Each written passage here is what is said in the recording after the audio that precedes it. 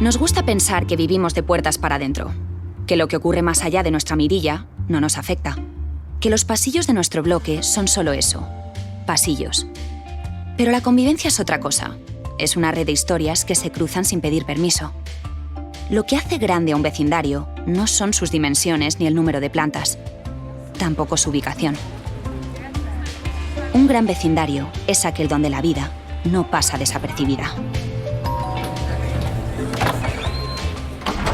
En este podcast hablaremos con vecinos que se han enfrentado a lo inesperado y que han sabido reaccionar, aunque de un día para otro perdieran todo lo que tenían. Entrar ya en la realidad que no tienes zapato, que no tienes ropa, que no tienes nada. Que todo tu mundo se ha quedado allí.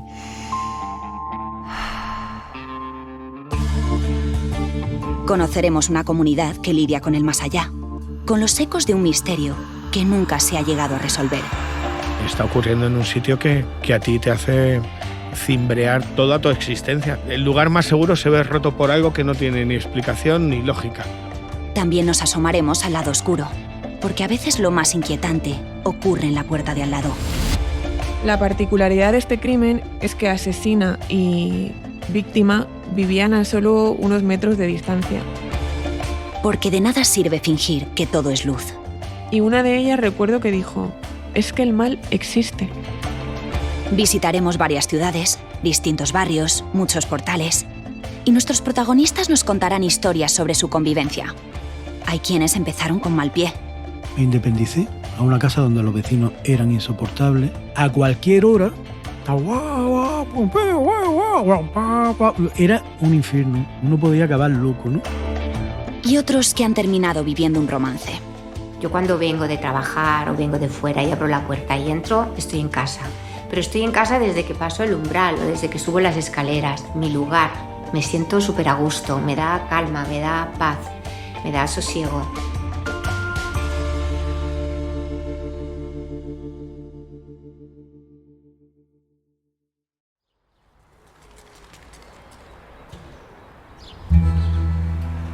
Un viernes por la mañana, la calle Luis Marín de Vallecas está poco transitada. Un trabajador descarga cajas en la frutería y un operario del gas acaba de aparcar su furgoneta. De los bloques residenciales sale algún vecino a pasear al perro. Es una zona con que te digan que es Vallecas, está súper bien comunicada, los vecinos somos muy tranquilos, hay tanto gente muy mayor porque los edificios ya son antiguos y gente joven, ¿sabes? Cualquier persona que estuviera aquí no detectaría nada fuera de lo común. Y sin embargo, solo hace falta una pregunta para notar que ocurre algo raro. ¿Sabes lo que ocurrió en ese edificio? ¿Te suena? Yo no soy de aquí, yo me mudé cuando todo ya ha pasado, pero es verdad que la gente está muy resentida con el tema y no les hace mucha gracia. Basta con mencionar un portal en concreto para que el ambiente cambie. Al segundo intento, conseguimos algo más de información. Me ha llegado que hubo ahí un tema raro. Me han contado por encima, pero yo llevo poco aquí. Y a la tercera, por fin, una pista más clara. A lo mejor tiene que ver también con la película, no sé. Digo yo, ¿no? Mayra es trabajadora social de la zona desde hace 7 años y los vecinos a los que cuida le han puesto al corriente. No lo cuentan con miedo, ¿eh? Más bien lo cuentan como una vivencia más. También para que los demás entiendan que existe. Y también hay que tenerlo en respeto, porque al final no es un juego. Hace 30 años, en este edificio, tuvo lugar uno de los pocos fenómenos paranormales registrados oficialmente por la policía. Se le conoce como el Expediente Vallecas. Décadas después, ¿cómo conviven los vecinos con el eco de este misterio? Estamos a punto de asomarnos a una historia que nunca terminó del todo. En cuanto pongas y tecles Expediente Vallecas, lo primero que te sale es policía y muerte a Ouija.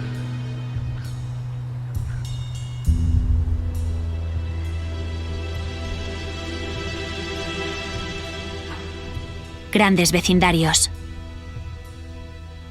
Un podcast de Grupo Mutua Propietarios y Summer Story.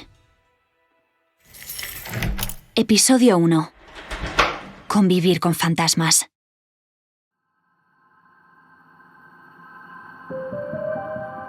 Cuando pensamos en nuestra casa, lo primero que nos viene a la mente es un lugar de seguridad, un refugio donde bajamos la guardia y nos relajamos.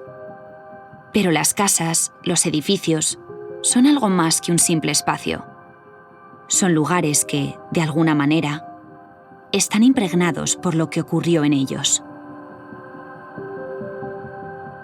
Francisco Contreras, Fran para los amigos, es periodista de misterio, y para él hay casas donde lo que vemos no es lo único que importa.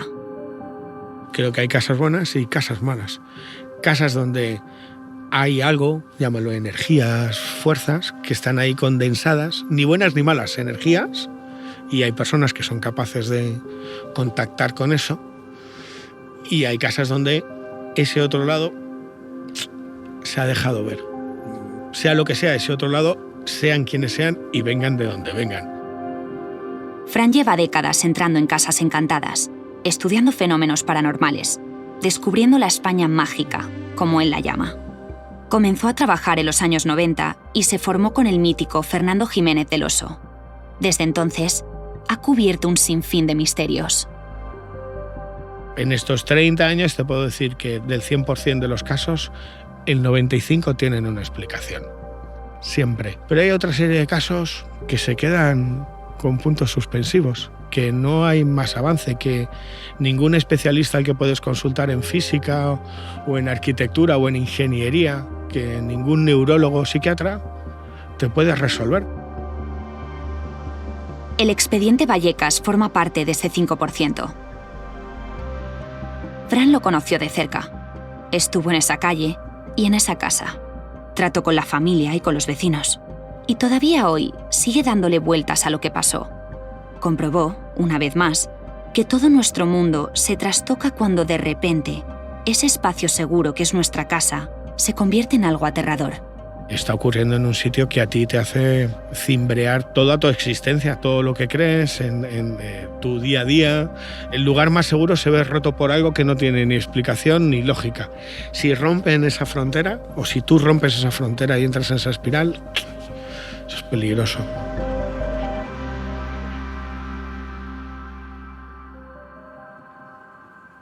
En los años 90, cuando empieza esta historia, Vallecas ya es uno de los grandes barrios obreros del sureste de Madrid. Por aquel entonces, Concepción, Máximo y sus 4 hijos, Estefanía, Mariana y Maxi, adolescentes, y Ricardo, todavía un niño, son una familia humilde. La madre es ama de casa, el padre trabaja como guarda de seguridad.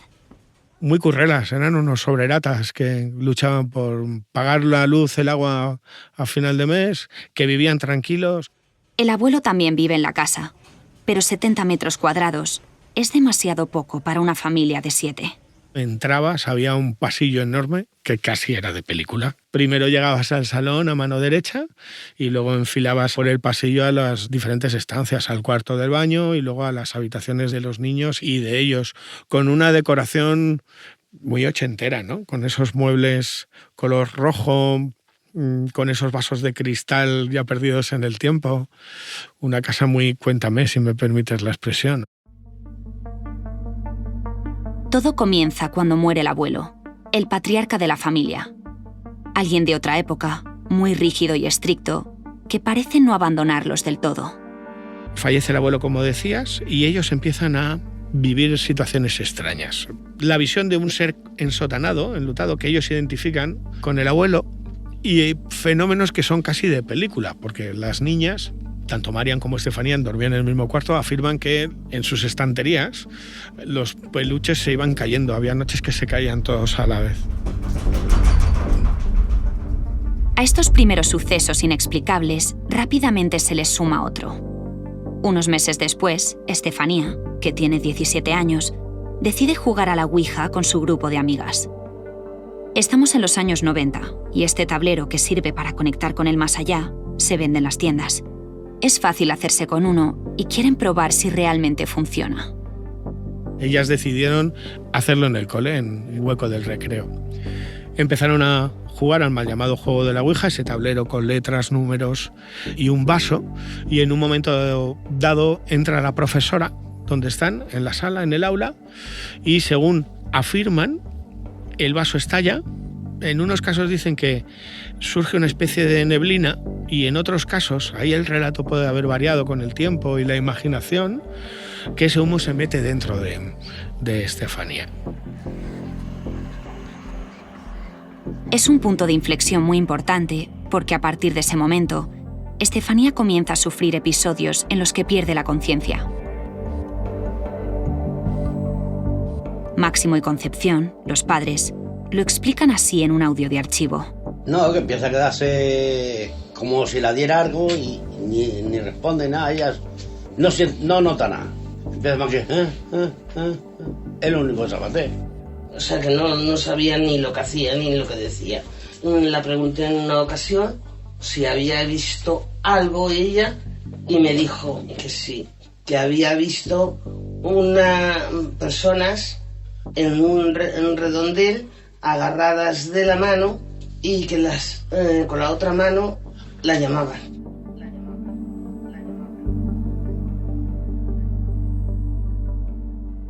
Fran ha sabido ponerle nombre a estos episodios. Se refiere a ellos como estados alterados de conciencia. ¿En qué consistían?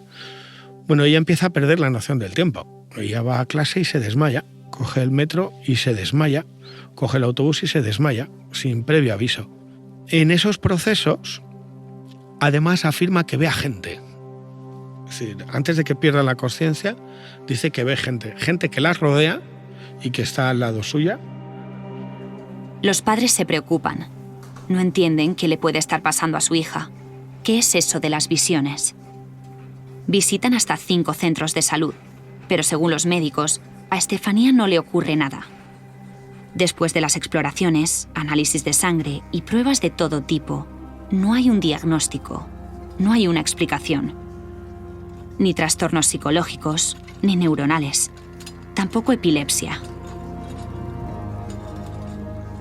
Estefanía pasa 6 meses en ese estado, hasta que el 18 de agosto de 1991 muere en su cama sufriendo unos aspavientos.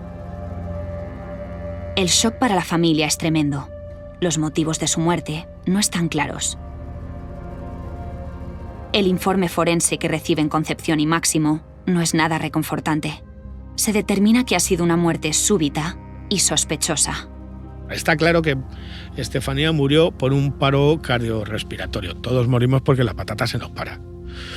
Lo que no está claro es cuáles fueron las causas para la muerte. Estefanía Gutiérrez Lázaro murió de miedo. Murió de miedo. Lo que no sabemos es qué es lo que le provocó ese miedo.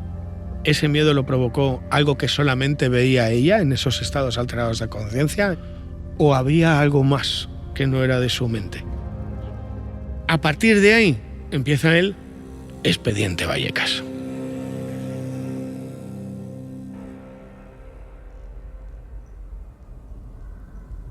Una casa donde están ocurriendo fenómenos extraños después de la muerte del abuelo.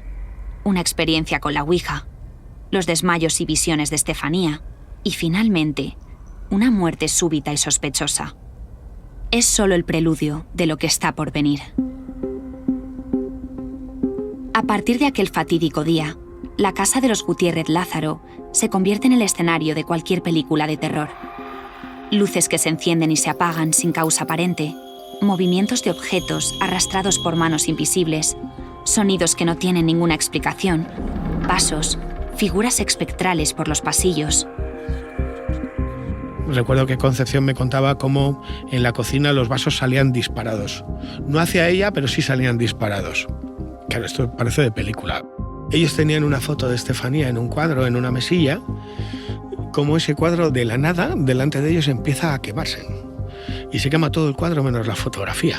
Todo eso fue derivando en una situación de terror psicológico que les llevó después de un año a dormir durante 6 meses todos juntos con los colchones en el salón de su casa por miedo a aquello que les estaba haciendo la vida imposible.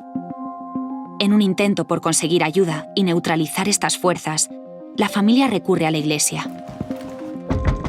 Un cura llega a la casa y realiza un ritual de exorcismo con agua bendita, pero no parece surtir ningún efecto.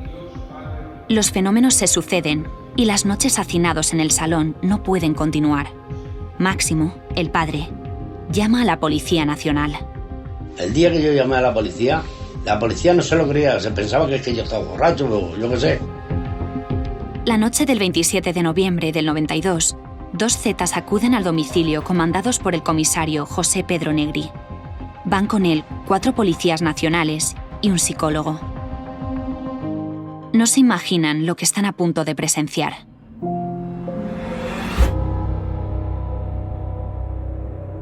No había nada, en la terraza no había nada. Y según estábamos sentados, sentimos como si se habían tirado una piedra, o sea, como si rodara una piedra por la terraza. Salimos y no había nada. Pero es que no había nada. Ese es el primer encuentro con lo inexplicable. Pero los policías no le dan demasiada importancia. Puede haber sido cualquier cosa. Una coincidencia, se dicen. Poco después, en esa misma habitación, sucede el segundo fenómeno. En el cuarto de Estefanía, ella tenía un póster gigante, ese póster empieza a moverse y de repente, como si una garra, hace 3 arañazos. Eso delante del psicólogo y el policía. Salen todos al salón con el comisario, se reúnen todos en el salón. La tensión crece y los policías no dan crédito. ¿Y qué es lo que pasa después? Luego después nos metemos para adentro y estamos en el salón, pues mi mujer se pone y dice, cuidado. Se agachó el policía y echó mano a la pistola. Se ha abierto la puerta del mueble bar, sola. Todos cagados de miedo. En el armario que tenían con la televisión, las puertas empiezan a abrirse y a cerrarse y ahí es cuando uno de los policías desenfunda el arma y apunta a ese mueble. No hubo más. Después de ese momento, todos salieron de allí como alma que lleva el diablo. Todos conocemos leyendas y rumores, historias y anécdotas que tratamos como habladurías, pero muy pocas veces en España un caso paranormal ha sido reconocido oficialmente por la policía. Por eso es tan singular lo que ocurrió en Vallecas. Ese encuentro entre las fuerzas del mal y las de seguridad quedó registrado en un informe. Pudieron oír y observar cómo una puerta de un armario perfectamente cerrada se abrió de forma súbita y totalmente antinatural. La Policía Nacional, testigo de un poltergeist. Observaron cómo un crucifijo de madera al que el fenómeno al que estamos haciendo referencia le había dado la vuelta. Su intervención aquella noche da lugar a un documento que es historia de la fenomenología de nuestro país, pero para Concepción y Máximo no conlleva ningún cambio. Los sucesos extraños continúan y por allí no vuelve a asomarse ningún agente. El informe, como tantos otros, se archiva. Y tal como intervinieron, vivieron aquello, hicieron el informe, se fueron y no volvieron más.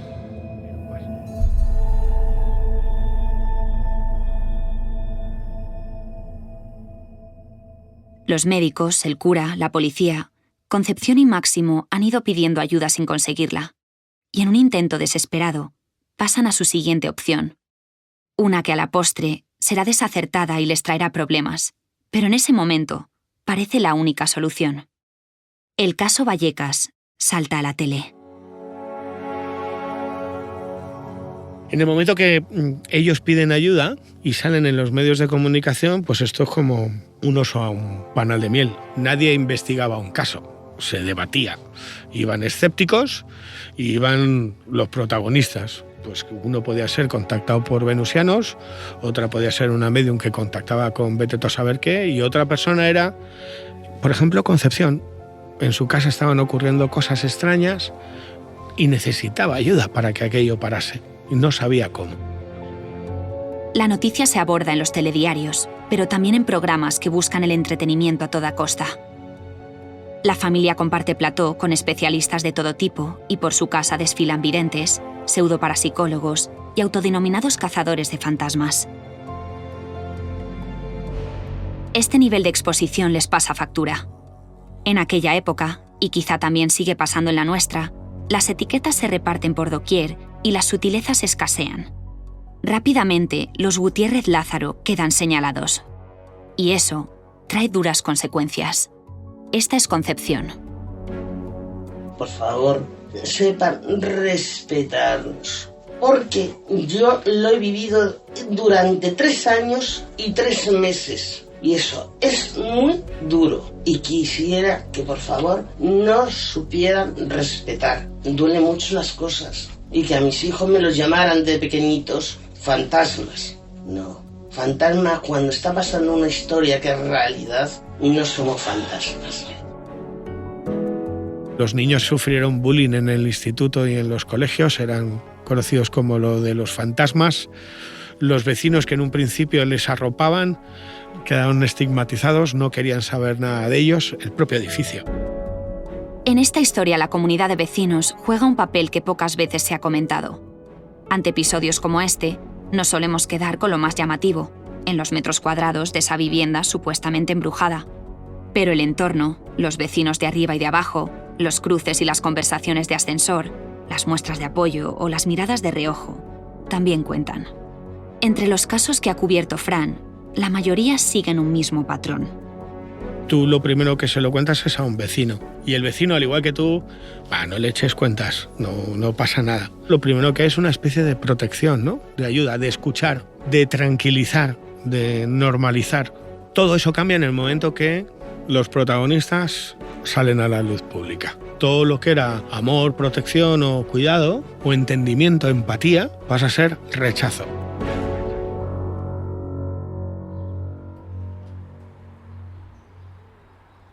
En Vallecas ocurre tal cual. Cuando Concepción y Máximo abren las puertas de su casa a la televisión, ya no hay vuelta atrás, para los vecinos y para la propia familia. A partir de ese momento eran apestados, eran personas trastornadas y todo eso empieza a provocar una desestructuración total en la familia, en los niños, hasta el punto de que 2 de sus hijos se van volando en cuanto cumplen los 18 años. No quieren saber nada de sus padres, no quieren saber nada de esa casa, no quieren saber nada de nadie.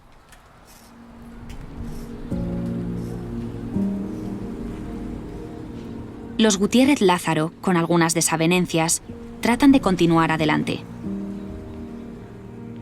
Fran entabla una relación con ellos. Nota que el huracán mediático ha arrinconado los momentos de duelo y que todavía tienen que asimilar la muerte de Estefanía.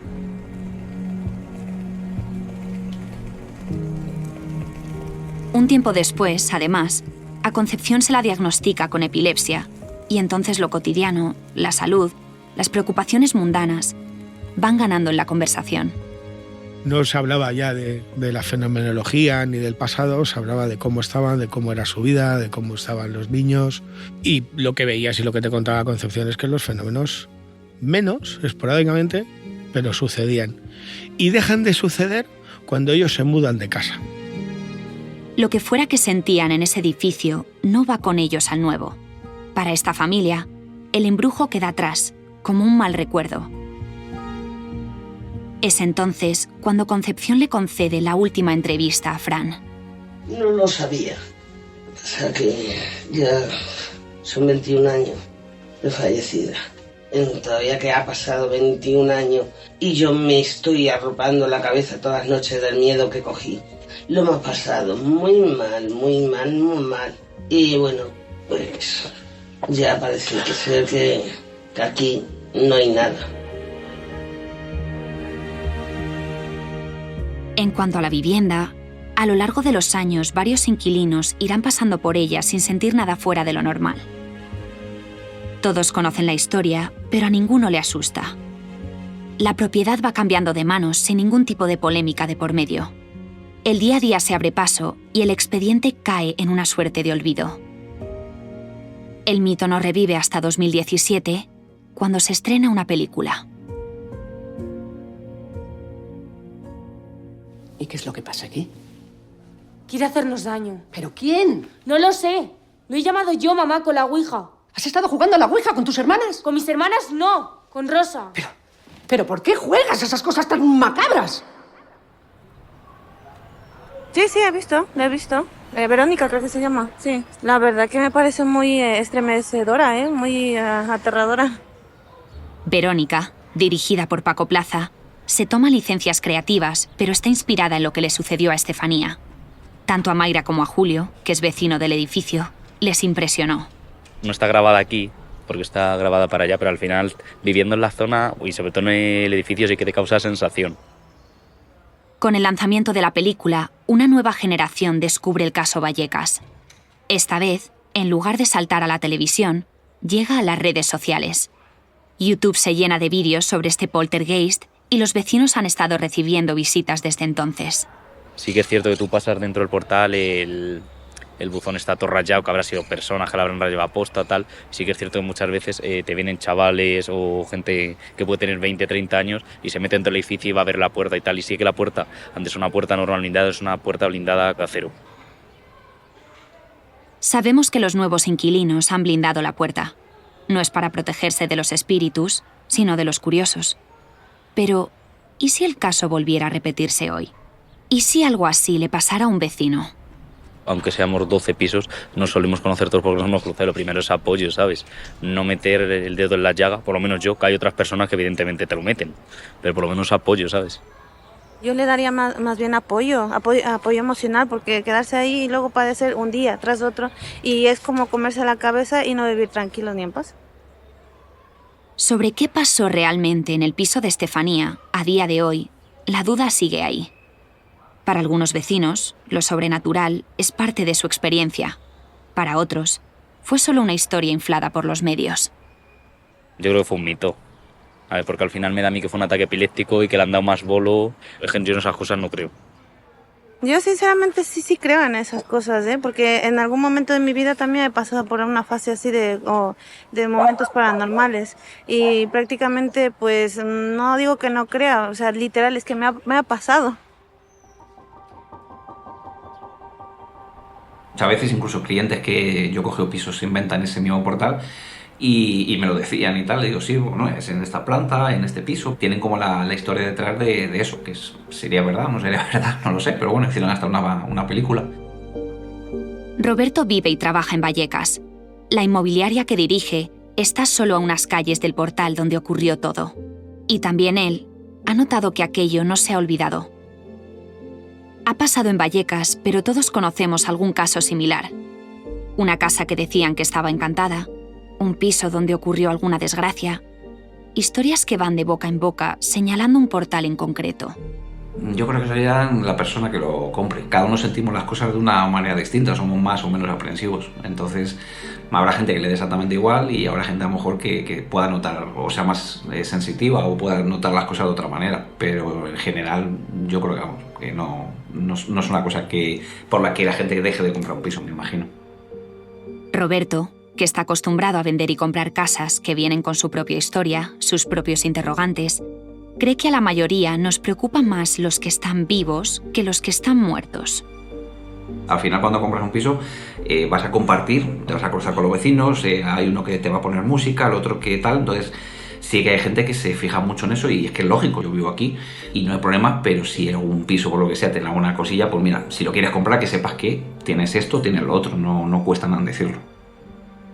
Reconoce que no todo el mundo recibe con la misma actitud el historial de una vivienda, pero muy pocas veces eso marcará la decisión final, como ha ocurrido en Vallecas. Muy raro será que una persona no compre un piso por ese motivo, o sea, tiene que ser muy escéptica, por decirlo así.